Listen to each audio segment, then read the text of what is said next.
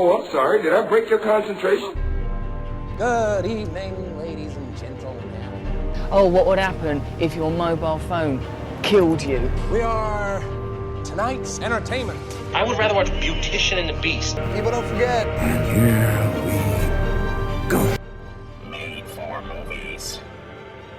Hey everybody, welcome back to the Made for Movies podcast. I'm your host, Aaron Wolf. With me as always, Mr. Eric Russo. What's going on, my friend?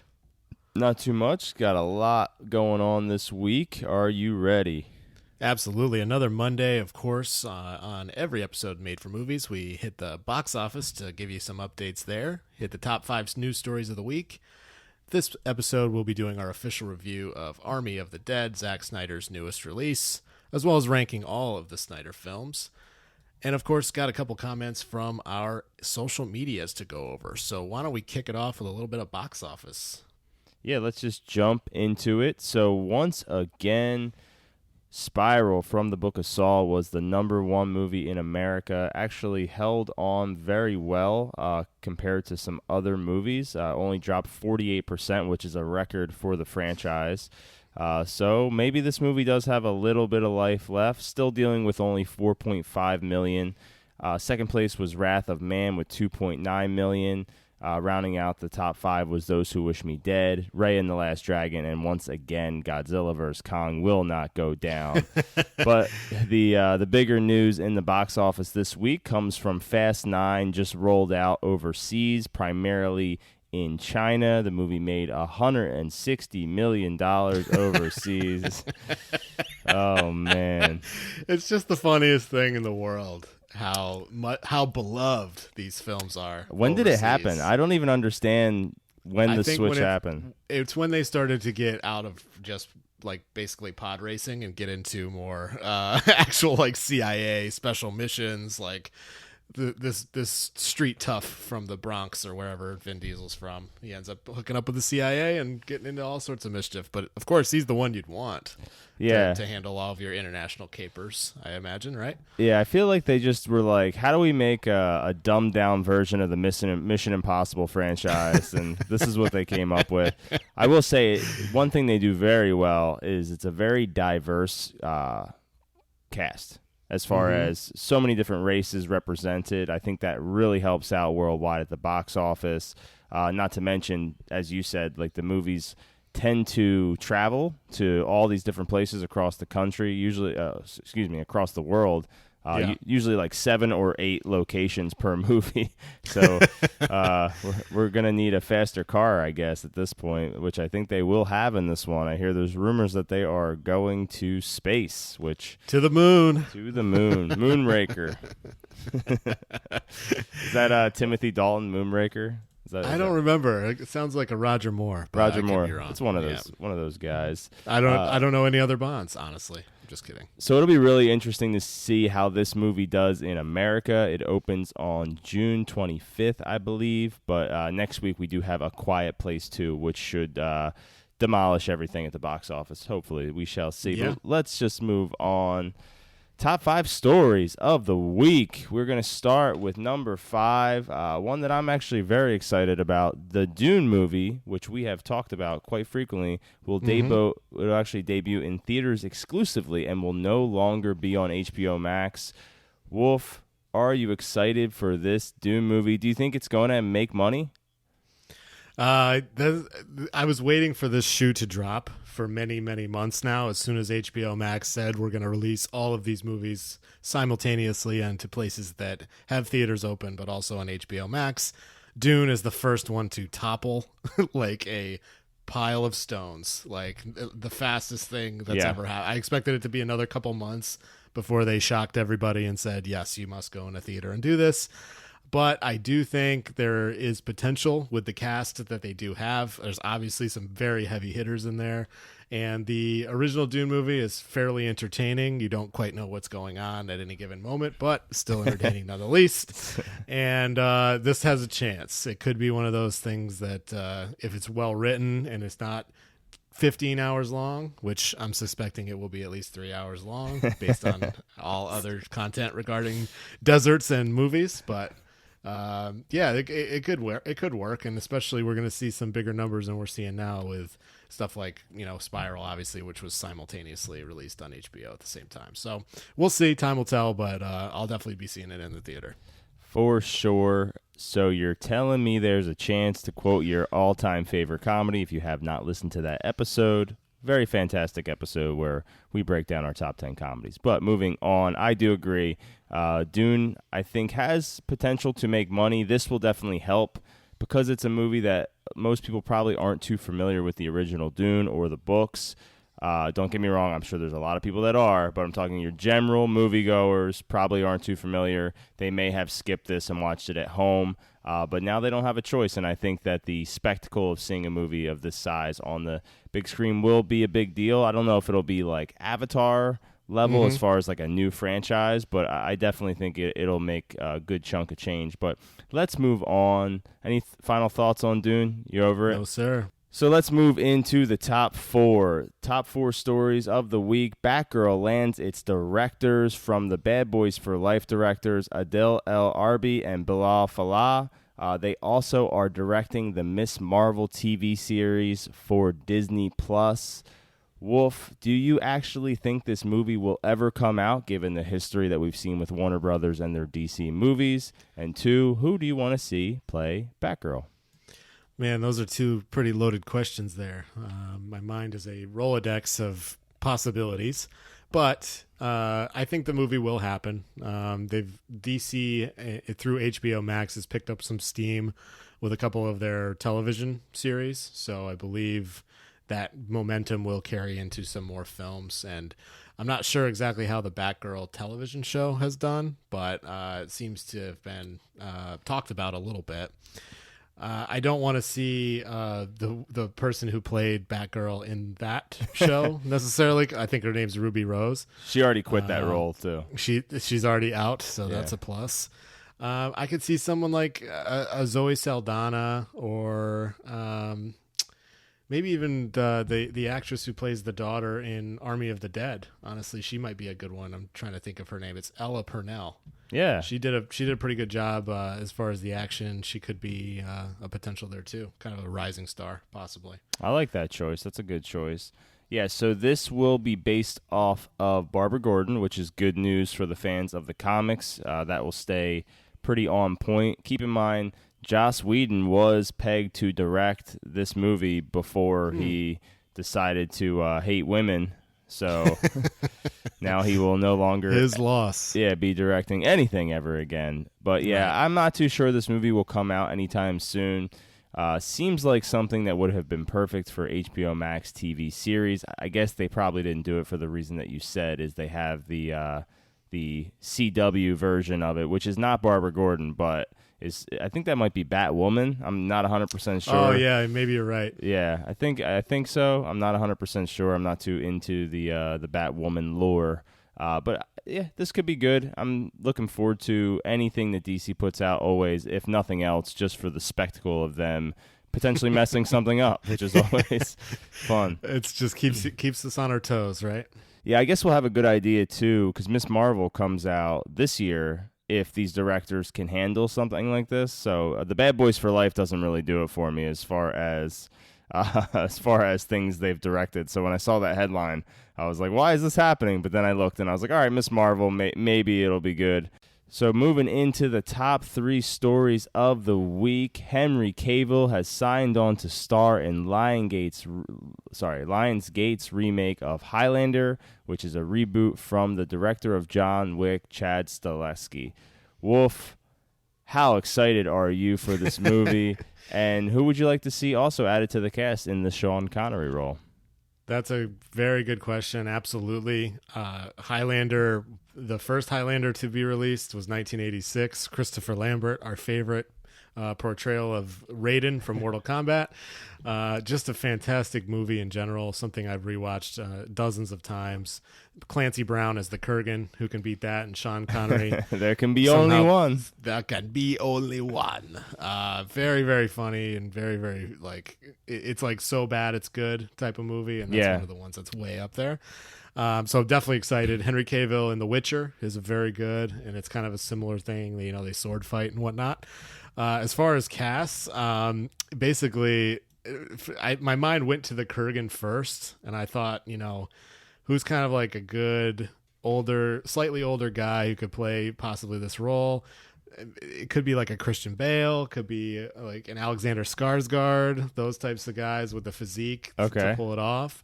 As far as Ramirez, who is the funniest name for Sean Connery's character of all time, because he's a Scottish guy. He could have played literally like another Scottish guy. Maybe someone just slightly older than that, like I don't know, Tom Hiddleston. I don't know how old he is. He seems to be kind of getting up there. Maybe even someone like a Luke Evans. He's kind of I can see good that. looking, but I can see Luke Evans. He's got that kind of British Welsh, background or whatever his ethnicity is, but it kind of fits in that role, I think. So who knows? It's exciting nonetheless, and at least they got the big star rolling with Henry coming back with swinging some swords. I will die happy if Keanu Reeves is in this movie in any capacity. I don't know. Keanu Reeves as Ramirez. Have you seen? I would laugh for endlessly. 47 Ronin with Keanu Reeves. Oh yeah, he could literally do any role. I'm not saying he's like a good choice for it, but the fact that the John Wick director is doing it definitely makes me feel that if Keanu's the Kurgan, I'll quit watching movies. Nothing else will ever be better again. It'll be the best. I'm gonna say there's a 50% chance he appears in the movie. It could be in a smaller role, or he could be in like a different type of villain role. But yes, one way or another, I think we will see that flow in this movie, and I am looking forward to every second of it. But let's 100%. Move into the top two. Top two are related to the TV series. So number 2 comes to us from HBO. John Berthal, Josh Charles, Jamie Hector have signed on to star in We Own This City, a brand new HBO limited series from the entire Wire team. So, wow, holy shit. How is this not number 1? We got a pretty big number 1. So yeah, we do. This is debatably number 1. This is like a tie. But Wolf, what are your thoughts on this show happening? And I know you're a big fan of The Wire. Do you think this has any chance of being nearly as good as that show? The showrunners of The Wire knocked it out of the park. It's in my top 3 favorite, things of all time as far as television. Against some pretty tough competition until season 8 of Game of Thrones ruined basically everything. So let's just call The Wire number 2 at this point. What's number 1? Just Breaking Bad. Okay. I think the ending of Breaking Bad was just slightly better, but it's like 1A, 1B for me. Like they're both instantly rewatchable. Even The Wire, as they talk about pagers and cell phones evolving, like there's no iPhones on The Wire because it's really like the early 2000s. So that I think makes it even better to look back at. But I mean, these guys can't miss. They're bringing back Marlo Stanfield, basically one of the actors from The Wire, is like one of the best villains in the history of television. And John Bernthal, like if he's like listed first as the first name, like if he's like a cop or something like that, oh my god, this will be a show I'm instantly addicted to. Can't wait for every week. Like this potential got me pretty happy. Yeah. After a while of being disappointed by a lot of things. Yeah. This I just saw this today, so this news came out a few days ago. It actually kind of slipped by me, but I'm glad I found it because last week we talked about John Berthal in that movie we just watched, Those Who Wish Me Dead, and I felt like I said a prayer. I was like, can't this guy get a starring role in a movie? This to me is actually better because we're going to get multiple seasons, hopefully, as him as a lead actor. For those of you out there who have seen The Punisher or Walking Dead, you will know that he is amazing in any TV series he has been involved in, and I am so excited for this. HBO is always my go-to as far as it's not TV, it's HBO. It's HBO, baby. And I just can't wait. It's going to be amazing, and looking forward to this one. We'll keep you guys updated. But let's move into the number 1 spot. If it has to deal with Batman, it's safe to say it will be number 1. We have a new Batman animated series coming to us from J.J. Abrams and Matt Reeves, as well as Bruce Timm, who is the original creator of Batman the Animated Series. This series is supposed to be more focusing on Batman noir, more detective work. Wolf, are you excited for this new series, and which direction do you want to see this get taken? Do you want it to be its own thing, or do you want it to be set in the Matt Reeves universe, or a continuation of the animated series? Yeah, I was a huge fan of the Batman animated series in the early 90s. I thought it was already pretty dark and scary based on that. It was almost kind of like a noirish type of cartoon. I might be a little too old to say this now, but yes, I'd probably give it a go to watch this, especially if it is kind of more dark and maybe it's more of a cartoon meant for adults, kind of like Invincible. Like that's kind of got me on this path of possibly, cartoons are for a little bit more older people, and I have watched like Clone Wars and things like that, so I'm definitely not opposed to it. I would honestly like to see it on its own versus being tied to anything, because I feel like when they do a crossover like that, it just never turns out the way you want. So keeping it in its own lane, and there's no shortage of Batman, so who are we going to have as Batman this time?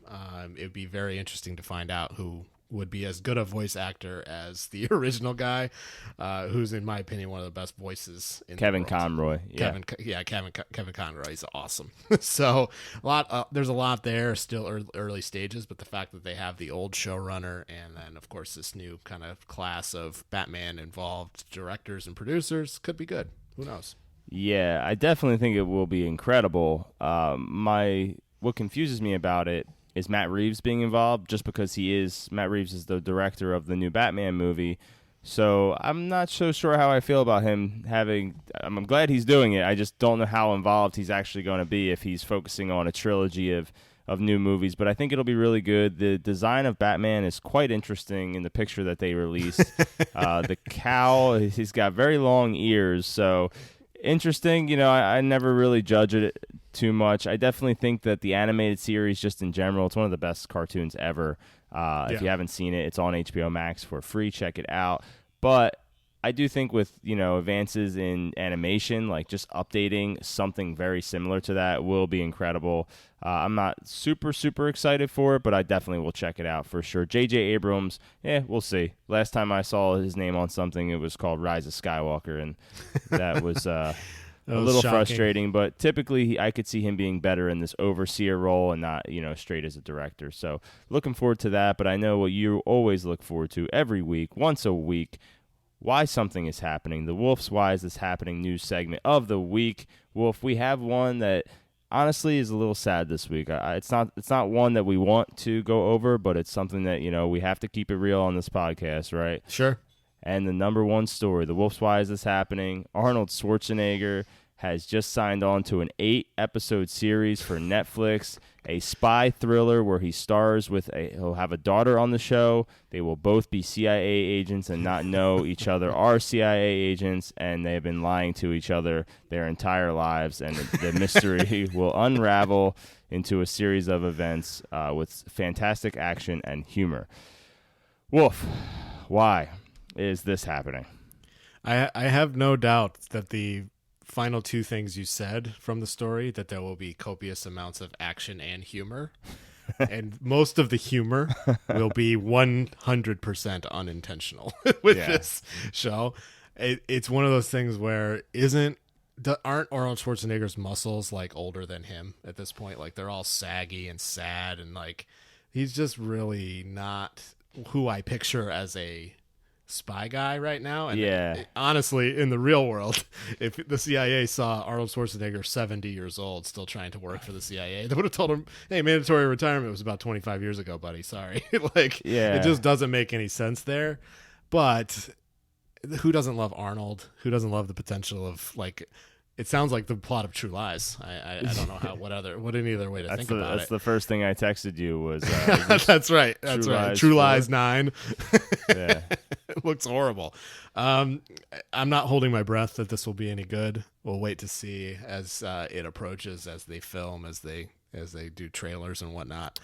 But it's a big why is this happening, because Arnold should just be kind of like chilling and relaxing. He's put in his time. He's made his money. Yeah. He he was governor of California. Like, what hasn't he done? And he's just got that bug, I guess. He's coming back. But So I who think knows? that Netflix is a great place for Arnold to be because his movies just do not make money anymore. I mean, we went to see Terminator Dark Fate. We're the only two people that actually saw that movie in theaters. So it's just the reality. He's not a big draw anymore. He still has some value to his name, especially on a streamer. People see the name. They're like, oh, I'll just watch it. It's a free movie, right? But I think he's better off in a role similar to Liam Neeson where he's playing an older person, a retired person, not actively doing things. I've got the very particular set of skills. So, yeah, that was pretty good. I will say, Wolf, I'm very impressed today. We did a Batman story, and you did not do a Christian Bale voice. You usually find a way to do it every week, even without a Batman story. So I teed it up for you, and you went Arnold voice instead. I'm very proud of you. We are growing as this podcast. Always. I've got a good one. So that's what that feels like. I couldn't even get through it. Darn it. Yeah. Shout out to Christian Bale. I should have said that. Who's playing the voice actor? How about that? There Was you that a good go. one? That was All right, good. cool. Brought it back. And we're back. Back to it. No, but yeah, that's pretty much all I have to say. You're saying you're holding out hope to see what it's going to be like. I will tell you now, it is Netflix. It is action. It will be terrible. And that brings us to our review of the week, Army of the Dead, a new Netflix original movie directed by the one and only Zack Snyder, starring a lot of people. I'm going to let Wolf take it from here on who's in this movie, but I will say that it does start with a guy named Dave Bautista. Wolf, who else we got in this thing? We got Dave Bautista, of course. Ella Purnell, who I mentioned before, plays Dave's daughter. There's a little bit of a weirdness there, but we'll talk about that a little bit. Ana de la Reguera, who plays a great character. Omari Hardwick, coming through pretty tough at the end. But we'll leave that to everyone's imagination. Theo Rossi from Game of Thrones plays a creepy weirdo douche, and I'd say that fits perfectly. One of my favorite actors of all time, Hiroki Sanada from the venerable, amazing Mortal Kombat reboot 2021, plays Scorpion. And then a bunch of other people like Tig Notaro, who is not Crystalia. Found out way too late what happened there, but very interesting to say the least. Of course, Zack Snyder directing. Pretty ridiculous, isn't it? Let's just start there. Yeah, well, I will say, what were your expectations going into this? I know that you like some Zack Snyder movies, but you're not really a big fan of the zombie genre. I think that's very fair to say, but where were you at going into this one? Yeah, it's not something that I seek out to watch. I saw Dawn of the Dead once a long, long time ago. I never sought it back out again. Stuff like Zombieland catches my fancy a little bit more because of the comedic element, and Shaun of the Dead is certainly one of the best. It's in a top 50 comedy list without question of all time. I know it's a lot higher for you, but it's just not something I typically seek out. So I wasn't necessarily looking forward to this. I thought it would be kind of more direct sequel to Dawn of the Dead. That was more what my thoughts were, but I was kind of shocked. Because of the name, you mean? Exactly. Yeah, it's like literally the same name except one word. I wonder why they did that. I wonder why. It's just, they pulled the wool over my eyes, and it turns out that the setting is very simple. Las Vegas. Wow. Okay. Well, let's just call Danny Ocean up and see what he's doing. I wasn't too thrilled looking forward to it, and I'm going to stay that way with some zombie stuff from here on out. But what about you? Yeah, well, going into this, I will say Zack Snyder is very hit or miss for me for every movie that I enjoy of his. There's another one that I'm not too crazy about. I rarely hate movies of his. It's just I find them very frustrating because there's a lot of things that are great, and there's a lot that's really, really bad, in my opinion. Mm-hmm. So it always hits that point where I'm like, man, there's a really great movie in here somewhere. But as far as zombies go, I mean, Dawn of the Dead, his movie, I love. It's one of my all-time favorite horror movies, and I would classify it as one of the, if not the best remake of a horror movie ever made. Not that there is that many great ones, but it's definitely the top of the top.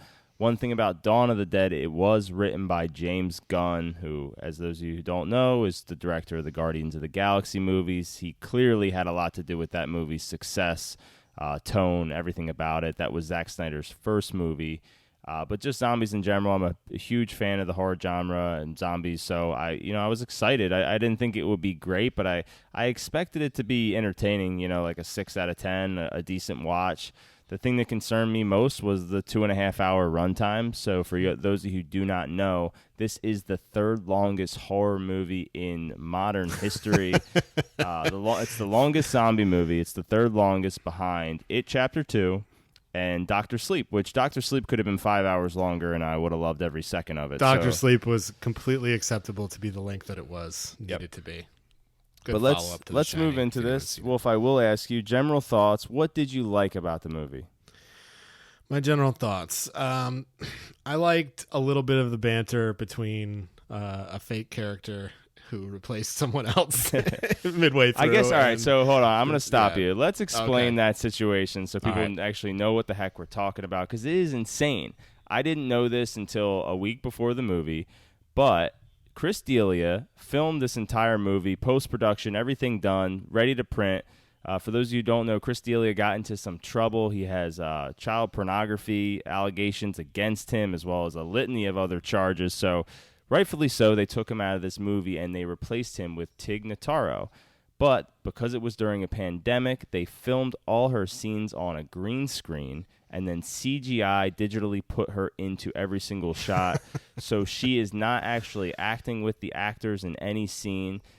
So, Wolf, what did you think about that in general, and then go from there into your general thoughts? Yeah, I like that they took a crappy stand-up comedian in Chris D'Elia and made him into a serious character, and then replaced him with another crappy stand-up comedian named Tig Notaro. But in my opinion, she's actually like my favorite character in the movie, and that's not saying much. Why? And it's like, why is she your favorite? The reason is because it looks like she doesn't belong because she wasn't there. It's like, okay, cool. But she had some decent one-liners. She was kind of funny and charming, and you rooted for her. So that's what I would say about that.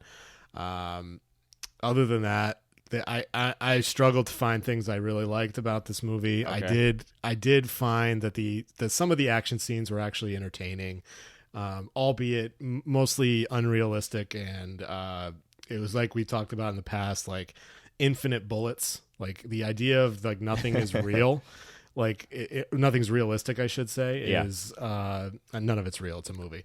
Realistic.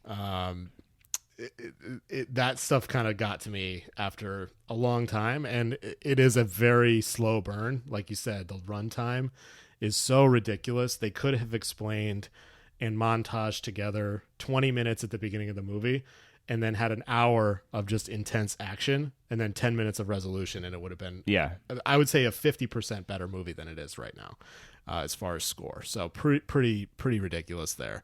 How about you? I feel like I feel like my feelings are clear here. Well, I will say, it's really sad to say, and I was curious to see how the Snyder fans were going to react to this, because I wanted to see are they just so like allegiant to him that they'll defend anything he ever does again, or is it only related to the Justice League series, right? Sure. Because I personally enjoyed the Snyder Cut. I liked it. It was entertaining. But this one, and like I said, my expectations were moderate for this, but I have to say there's really not much about the movie that I enjoyed. There was a couple specific scenes that I did like that we'll get into when we talk spoilers here. But just overall, a lot of issues I had with it. A lot was dealing with the length of the movie. The screenwriting was very poor, and it's not really their fault. I'm just not really interested in where they took the zombies as far as the more aware zombies that are, patrolling. There were zombies riding horses in this movie, and that to me, that's more in line with, not to get too into it, but like more vampires as far as the way they had this set up, and I didn't enjoy it. I really didn't enjoy where they took it, which is not like I appreciate them trying something else as far as zombies go, but I just like my zombies classic, mindless and stupid. I think. Yeah, I thought like it was pantomime to Game of Thrones. Like you have your White Walkers and then you have your Army of the Dead. They're two separate things. In this, they were all the same thing, but different. It just didn't make any sense. And they copied basically the entire plot of Zombieland 2. Like, okay, thanks. Yeah, and that's that's how most of these movies are gonna go. As far as like like breaking it down, as far as directing, this is the first movie that Zack Snyder ever shot digitally.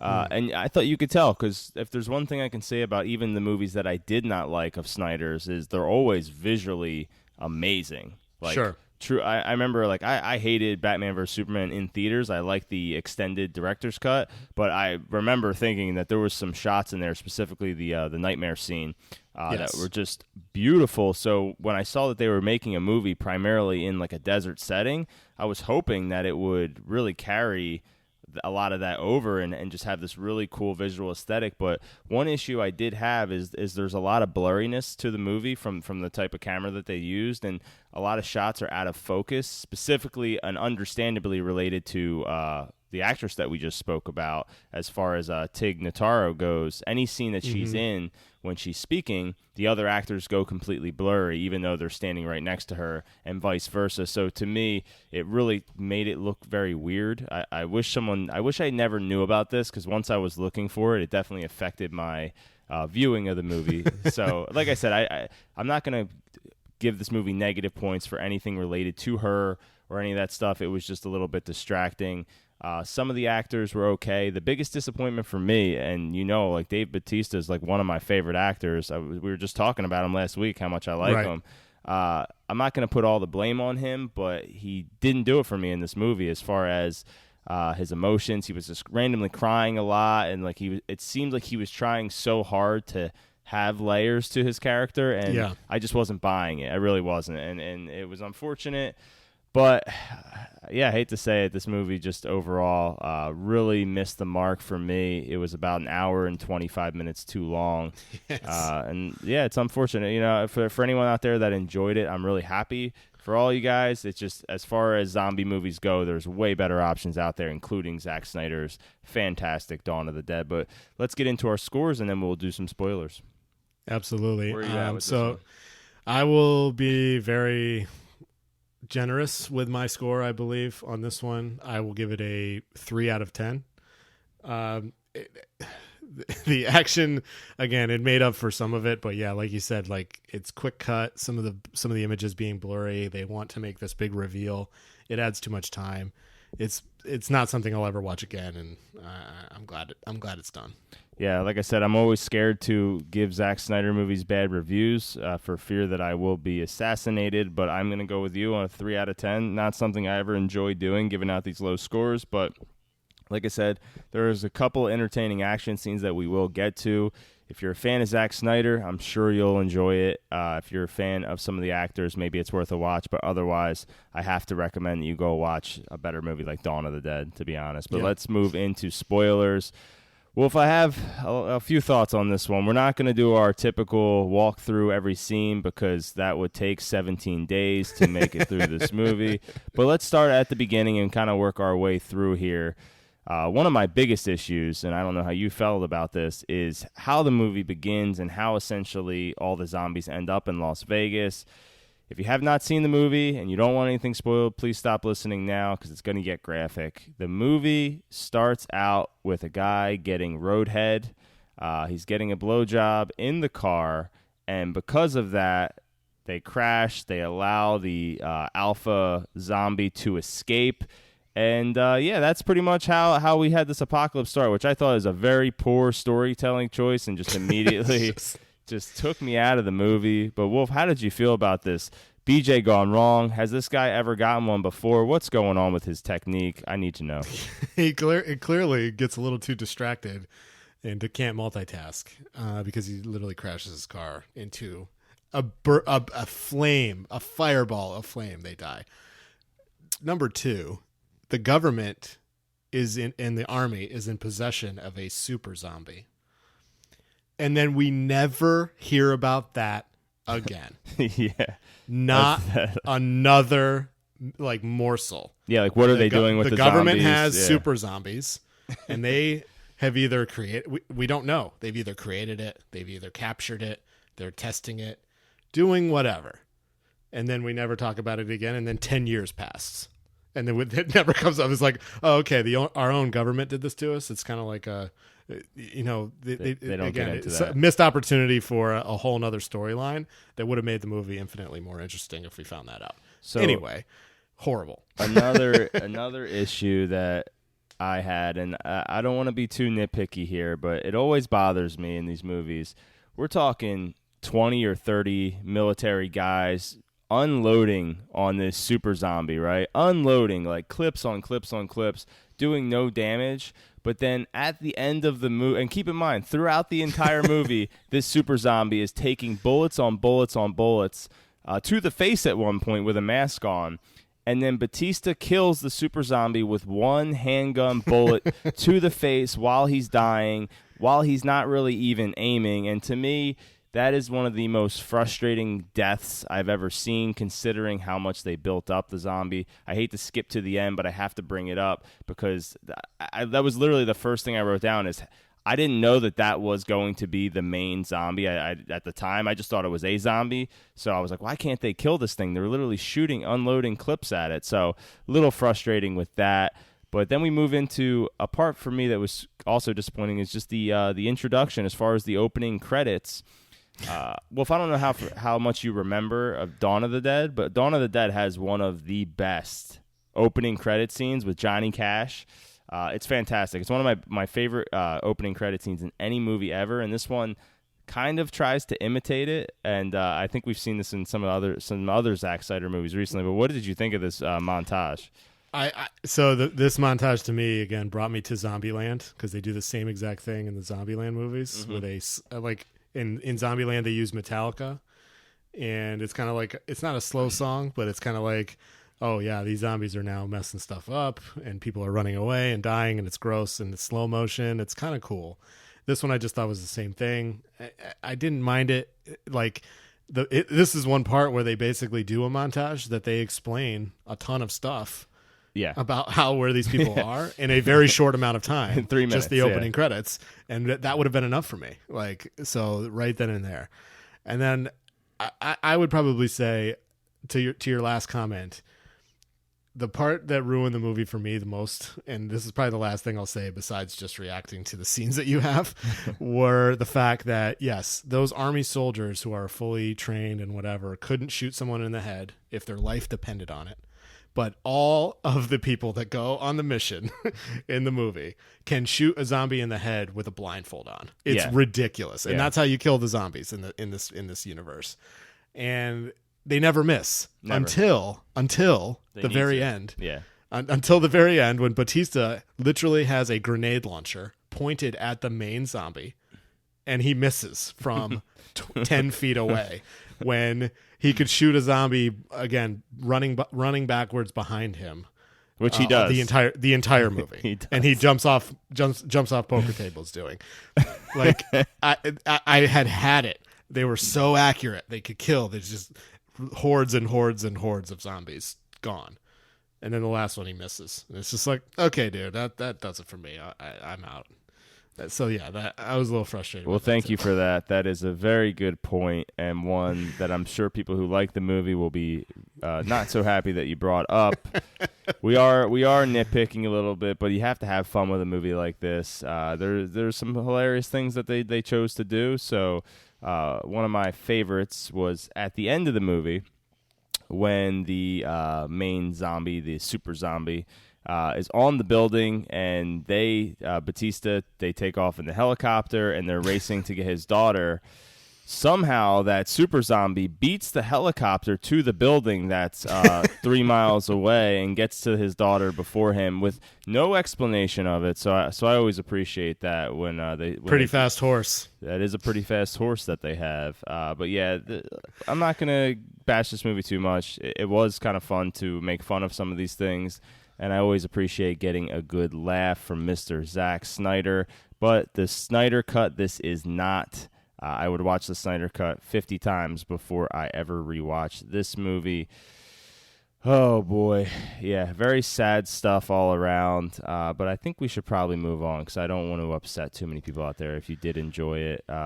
there's probably a couple good laughs to be had here. None of them Yeah, intentional. the scene where they're trying to set the booby traps off in the vault area, Yeah. where they used zombie bodies as bait. I thought that was funny, and that was a little bit more redeeming of a scene for me. So it's not all bad, but you know what you get, and a zombie movie like this, you could be wildly entertained, but you could be scratching your eyes out too. I will say, yeah. So my favorite scene in the movie was the action sequence but right before the end, where Batista was running on the tables and shooting. I thought that was visually the coolest scene. Wasn't too much slow motion, which is always nice. Couple slow mo shots, but I really thought it was well done, well shot, and the fact that they shot it inside a real casino definitely helped out for sure. And Batista looks like he did his own stunt, so shout out to them. I wish the movie had more of that, to be honest, more in using the set pieces that you have and not just this desert of green screen. Didn't do it for me. Like the fact that you're shooting in a real casino, to me, like that's where the whole movie should have been taking place for the most part. Very frustrated that we didn't get more. But let's move on to something slightly related, and maybe that's a spoiler where this movie will rank, but we are going to rank all of Mr. Zack Snyder's movies. We have 1, 2, 3, 4, 5, 6, 7, 8 feature films that he has done, from Dawn of the Dead to Army of the Dead, everything in between. Wolf, I'm going to have you do your list. Let me know why each movie comes in where it does. I might comment, and then I'll move on to my list, but let's jump into it. My number 8 on his list is The Venerable Sucker Punch. It's a movie so bad that I turned it off about 20 minutes in, and I've never gone back. That's why it's last. I haven't fully seen it, but I know it's garbage. Pretty straightforward on that one. The next one, unfortunately, most recently, 2021's Army of the Dead. I just went into why. Unrealistic, could have been done a lot better with the story, and the dialogue was crap. Moving along comes Batman versus Superman, Dawn of Justice.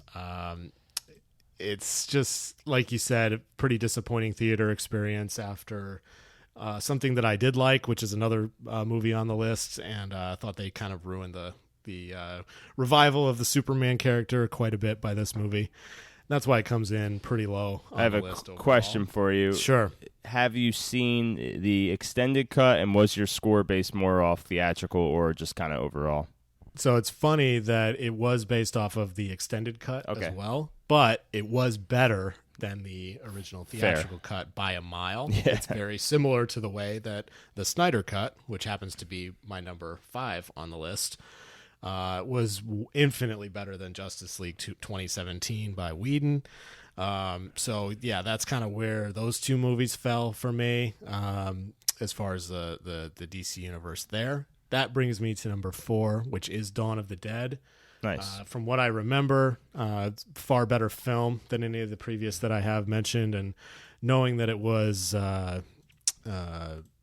James Gunn definitely makes more sense in the fact that it is better acted, better dialogue overall. So that moves me into number 3. That is Man of Steel. This is something I actually echo from our buddies over at the Movie Mania podcast. They really like Man of Steel. One of them I think is Jacob. He really likes Man of Steel. It was a very good origin story as far as I know. Good villain, good action. They really didn't hold back. We've talked about this before. They literally murdered millions of people in a movie. So most of Metropolis went down. So pretty crazy action, and what I thought would be a good kickoff to, Superman coming back. That goes into my number 2. This one's a toss-up. It's also another kind of 1A, 1B for me. Yeah. I would put number 2 for 300. Just a movie that gets you pumped up every time you watch it. Pretty good action overall, violent, and saw that in theaters and had a good time with a nice young lady in college when that came out. Hey-o. So pretty good. And then my number 1. Did you tell her if I shaved my chest, my stomach would look exactly like that? At that time, I did look a lot better than I do now, so a lot more ab was showing at that point for me. So yeah, I definitely pulled out the knocked up joke on that one. And then that would come into my number 1 Zack Snyder movie of all time, Watchmen. Visually and film-wise, like, not much better out there. Obviously, it's kind of strange to see a giant blue man's, private parts the whole movie, but I can get past that because of the action and because of just having like a dark alternate reality superhero universe to me is a fantastic way to have a story. So the more of that, the better. Like those, darker graphic novel comic books coming more to life would be awesome if they get them right, like they did with Watchmen. So yeah, that's my list. Pretty good. I am a little disappointed. The whole reason I wanted to do this is I thought you would be doing a This Is Sparta impersonation. I made bets on it with Vegas. I am now a loser. I did not win. That's very unfortunate for me. No surprises. How about This Is Sparta and Christian Bale voice? Do you think that would This is Sparta. I actually think that's what I put a parlay on. I'm not even kidding. So yeah, your list does not surprise me. I would say Man of Steel being as high as it was does surprise me a little bit. We don't talk too much about the Man of Steel, but it does make sense if that's why you don't like Batman vs Superman, which a lot of people do echo that Man of Steel gets screwed out of Batman vs Superman a little bit. But I will move on to my list. It's going to start out much different than your list. Surprise, surprise, Sucker Punch. Just kidding. Sucker Punch is the worst Zack Snyder movie. Unlike you, I did finish it, and spoiler alert, it does not get much better. Awesome. Visually, this movie does have some pretty cool visuals, I will say that. But it definitely started the slow motion for Snyder more so than his other movies. At least, don't put a timer on it or anything and tell me I'm wrong, but I just have a feeling that Sucker Punch up until this point was probably the most he had ever used, and I feel like that's really a thing he just decided to keep going with. But we will move into the 7th ranked movie of his, Army of the Dead. We just talked about it. Nothing else needs to be said. Those 2 movies I will never watch again. The rest, it's possible that I will watch. My number 6, this is where our lists deviate quite heavily, is Man of Steel. I'm not a fan of Man of Steel. Again, I just don't like what they did with the character of Superman. There is some stuff I like in it. The first half specifically, I like a lot more than the second half. I think Henry Cavill is a good Superman. I think he's good in the movie. I like him more in this as a character, getting more development time than I do in Batman vs Superman. But I prefer that movie a little bit more. So my number 5 is Batman vs Superman, solely off of the extended cut. I do not like the theatrical cut at all. It would be much lower than Man of Steel in my opinion. But the extended cut, much better if you have not seen it. I believe it's on HBO Max. It adds about an extra 45 minutes, which just helps the movie develop instead of being a backdoor pilot for the Justice League. Really gives everything time for some growth. I think it really helps out the Bruce Wayne character specifically even more. And also Clark Kent does get his due a little bit more as well. So just a better movie overall. Moving into the top 4, this might surprise some of you out there. But number 4, I will have the movie 300. Not a movie that I really rewatch, and the last time I rewatched it, it has not aged particularly well for me. I loved it when it came out. It was a fun movie when I was 15 years old, but at the same time, not much to it. Still very good, still very entertaining, and visually at the time was, there was nothing really like it at all. So credit to Snyder for being a pioneer with some of the directing that he did in that movie. Moving into the top 3, this one will surprise people, but Snyder Cut makes the top 3. Wow. Yeah, it does. Yeah, it was just such an improvement over the Justice League. If I were going to watch a movie again, I would definitely watch the Snyder Cut over 300 or Batman vs. Superman. I think it's really well done, a little too long. But again, just the fact that how much better it was, it proved me wrong. I didn't think it could possibly be good based off of the Justice League, so it will always get added points for that. Moving into the top 2, Watchmen comes in at number 2, which was your number 1. I agree with you. This movie has aged well. I like it more now than when it came out. I really didn't understand it, and it was so different from other superhero movies, especially, at the time we had just gotten The Dark Knight, so this was nothing like The Dark Knight, and and in fairness to this movie, it's not trying to be anything like The Dark Knight.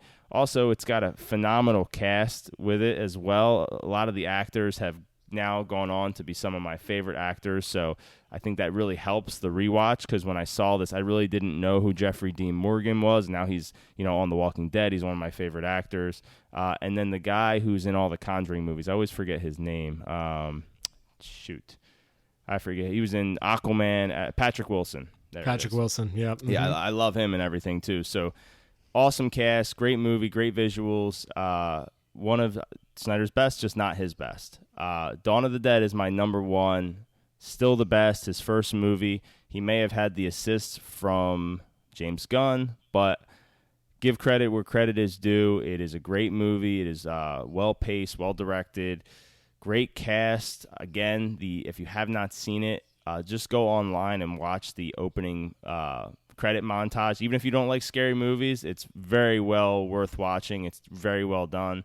And I also love the incorporation of Disturbed's Get Down with the Sickness. They play it multiple times in there. They have the elevator version. They have like an old folk version of it. It's really, really well done. And then obviously at the end of the movie, we get the actual song, which who doesn't love that song? But yeah, that is my list. That is your list. This was therapeutic. The reason that I really wanted to do this is because we do not hate Zack Snyder. But after Right. I saw how bad Army of the Dead was, I wanted to give him some love. So this wasn't just us, shitting on him for 2 hours, which is never fun to do. But the reality is we got to call it like we see it. And Army of the Dead was a dud. Army of the Duds. But let's move on to some comments. I have a couple comments. Guys, keep in mind, every single week, if you want to write us, tell us we're crazy. If you want to send us your rankings of the Snyder List, we will read the best comments every single Monday. This week, we're going to focus on 2, and they relate to the movie Spiral from the Book of Saul, which we reviewed last week. Our first comment comes to us from JT2571. Justin on Instagram writes in about the movie Spiral. He writes that while he did enjoy the movie, he found it a little frustrating that Jigsaw did not appear, meaning the actor Tobin Bell. He thought he should have appeared for at least one scene, and he wants to know if they do make a sequel, if we think they will bring him back. Great question. Thank you for writing in. I personally do think that that's probably where we're heading with this. It kind of makes sense considering some of the backlash that this movie did get. But at the same time, he did die in the third Saw movie, and it has been 6 or 7 movies that he has been dead for. So if they did not bring him back or he did not want to return, I could understand, because they've kind of done this over and over and over. And while I do completely agree with you that they could have paid him a better tribute and given him more respect for basically being the most important part of this entire series, I would not be surprised to see them just never bring him back at all. But Wolf, what do you think about all this?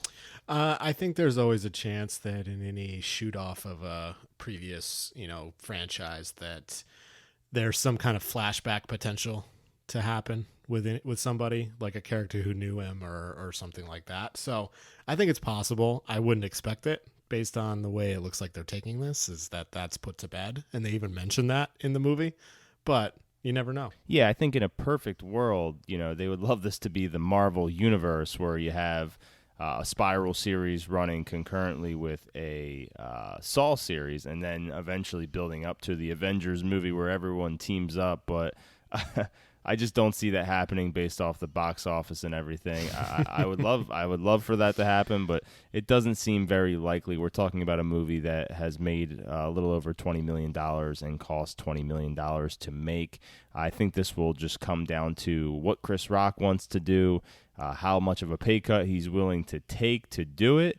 And my hunch is, if that is the case and this is Chris Rock's decision, he will really try to make sure that these movies moving forward have absolutely nothing to do with the original 8 movies, except for ripping off of them and taking some ideas from them.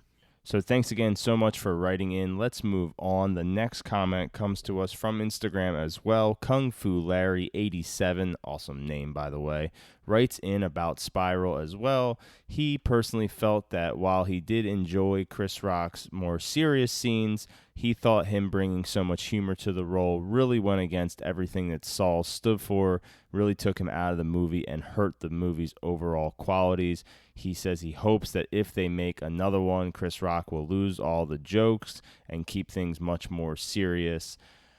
Well, I do agree with you that Chris Rock I had some issues with him in the movie. Funny enough, I was the exact opposite. I think the jokes were in there to make him feel as comfortable as possible with the role. And personally, I really wasn't a fan of some of his more serious scenes. I'm glad you enjoyed them, but I just can't see him doing these movies and not bringing humor to it. It seems like that's like his whole point of doing it, unfortunately. So sorry to say, if he is still alive, which I will not spoil on this podcast, or he comes back in flashbacks, I think he will be busting jokes about Forrest Gump and Forrest Gump 2 and Forrest Gump 3, of course. Yep, I agree with you. That's a pretty straightforward one. But yeah, the past is gone, and we'll only find out what the future holds, I guess. When you say that, it reminds me of that restaurant scene in Curb where the guy just won't commit to saying anything at all. What color's your tie? Yes, I am wearing a tie. Yes, I am wearing a tie right now. There was a disturbance. There was a disturbance in the kitchen. I think there's going to be a lot of conjecture regarding the Spiral series or just this one movie. Again, like you said, depending on if any more come from it. It just depends on how deep the studio's pockets are, I suppose. Yes, indeed. Did you have one comment? Yes, I have one comment from one of our favorites, Taco D'Onofrio. He wrote in regards to one of our news stories from last week about Dave Bautista. We seem to be talking about him quite a lot in reference to the story that he would potentially play Bane in a Batman movie. He credits Bautista for being wiser than we think.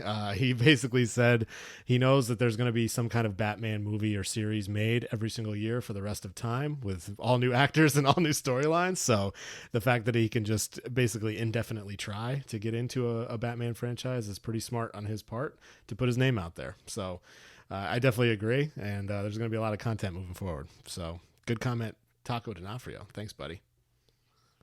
Yeah, definitely awesome comments from Taco. Always appreciate you writing in. For everyone else, if you do want to be featured on the Made for Movies podcast, all you have to do is send us a message with your questions or comments. Every single Monday, we read the best ones, so make sure you bring the heat. Before we go, just want to announce that we did not go over any of the spoilers from Spiral last week or this week, because this Friday I will be doing a very special episode with Adam Tylenda of the Movie Mania podcast. Going to do a crossover episode completely focusing on the entire Saw saga, all 9 movies we are going to cover. We are going to break down all the twists, all the traps. We're going to rank all the movies for your definitive top Saw movie rankings. It's going to be a bloodbath. But also cool, this will be a monthly episode that we do. Wolf is not the biggest fan of horror, which is totally fine, but I know a lot of people out there do love it, and a lot of you don't love it. So the last Friday of every month will be completely geared towards a horror series. So really looking forward to that. Other than that, Wolf, do you have anything else? That's it. I hope you guys liked the episode. We will see you next time. Bye.